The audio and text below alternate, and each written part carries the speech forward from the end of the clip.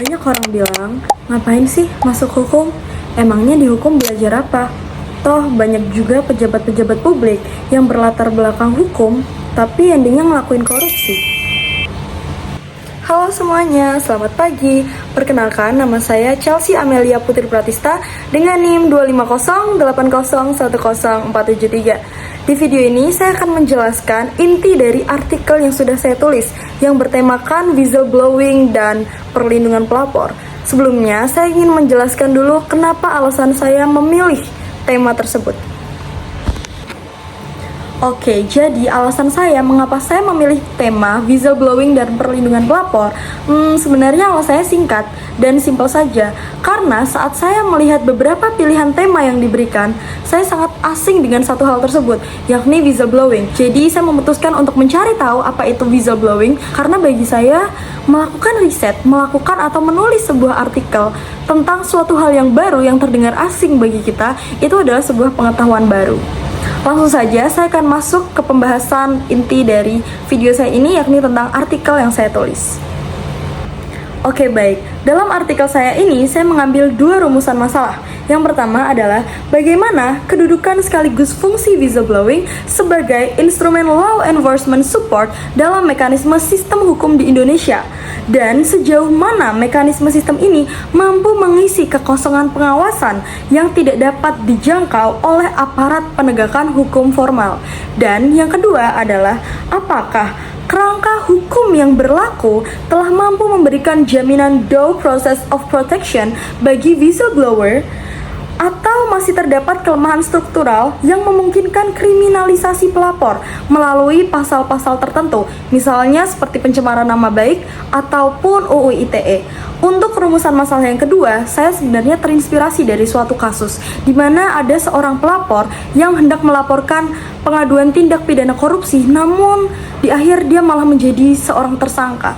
Nah, karena kasus tersebut, saya menjadikan ini sebagai rumusan masalah yang kedua. Dalam pembahasan atau inti yang terdapat di dalam artikel saya mengelompokkan atau membagikannya ke dalam 5 subbab, yakni pembahasan yang pertama adalah tentang konsep dasar whistleblowing, yang kedua adalah kedudukan whistleblowing dalam sistem hukum Indonesia, yang ketiga adalah efektivitas mekanisme whistleblowing dalam mengatasi kekosongan pengawasan, yang keempat adalah kerangka perlindungan hukum bagi whistleblower di Indonesia, dan yang terakhir atau yang kelima adalah fenomena kriminalisasi pelapor. Masuk ke dalam pembahasan pertama, yakni tentang konsep dasar whistleblowing. Pada pembahasan ini, membahas tentang whistleblowing sebagai sistem atau mekanisme untuk melaporkan adanya dugaan penyalahgunaan wewenang, pelanggaran hukum, atau bahkan tindakan tidak etis yang dilakukan oleh aparatur pemerintahan. Pada subbab pertama ini, saya juga menyebutkan jenis-jenis whistleblowing dan juga alasan mengapa whistleblowing diposisikan sebagai instrumen law enforcement support dalam sistem hukum Indonesia. Untuk subbab yang kedua atau pembahasan yang kedua, yakni tentang kedudukan whistleblowing dalam sistem hukum Indonesia. Pada pembahasan ini, saya menyebutkan dasar hukum dari kedudukan whistleblowing dalam sistem hukum yang ada di Indonesia. Di antaranya adalah Undang-Undang Nomor 28 Tahun 1999 tentang penyelenggaraan pemerintahan yang bersih dan bebas korupsi, kolusi, dan nepotisme, dan berbagai dasar hukum lainnya.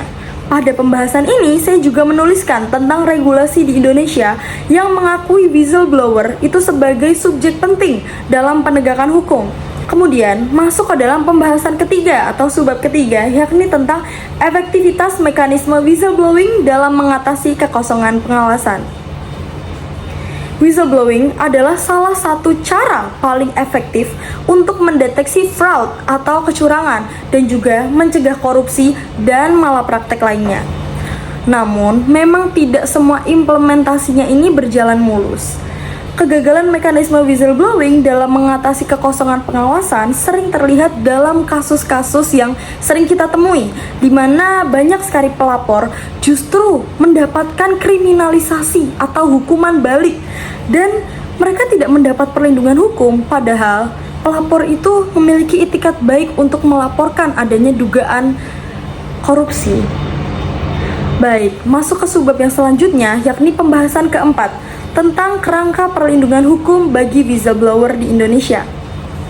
Pada bab ini, saya membuka dengan dasar hukum, yakni Undang-Undang Nomor 13 Tahun 2006 tentang perlindungan saksi dan korban yang diubah menjadi Undang-Undang Nomor 31 Tahun 2014. Meskipun Indonesia telah memiliki sejumlah perangkat hukum yang mengatur perlindungan bagi whistleblower, namun tetap memiliki persoalan yang sering menjadi hambatan.